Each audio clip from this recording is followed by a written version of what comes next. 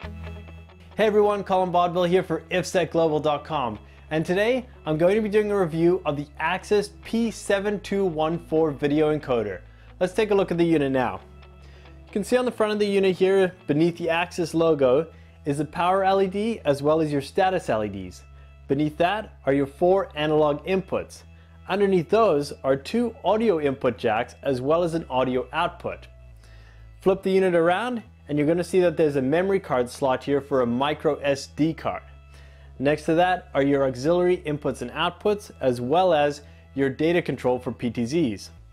Next to that, a small reset button as well as your power adapter jack, and beside that is your Ethernet jack, which is fully PoE supported. Okay, now that you've seen the unit, let's get techie. The Axis P7214 can encode up to 4 analog cameras and also supports analog PTZ controls. It supports both H.264 and JPEG compression.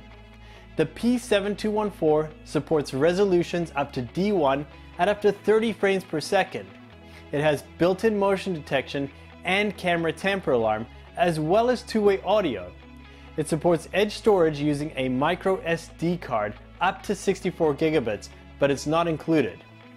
That's it for Techie Talk. Now, let me tell you what I like about this unit.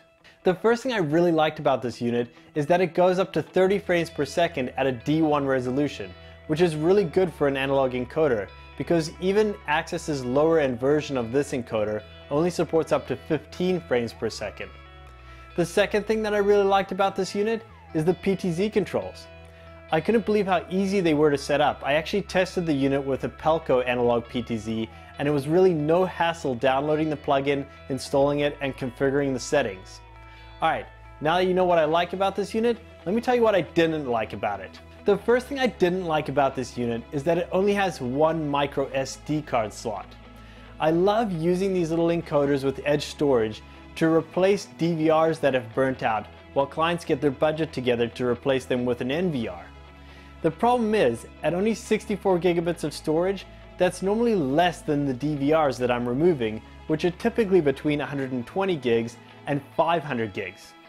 The other thing I didn't like about this unit is this power adapter. For some reason, Axis has decided that they will build the connector onto the end of it. I really wish that they had decided to go with a screw down terminal block like they did for the auxiliary inputs and outputs and the data controls. That way, it would allow me to hardwire this better to one of my panels or a monitored power supply, but instead I actually have to cut this in order to do that. That's it for this review of the Axis P7214 video encoder. If you have any questions or comments about the unit, please leave them in the comment section below. My name again is Colin Bodbyl, and thanks for watching. We'll see you next time.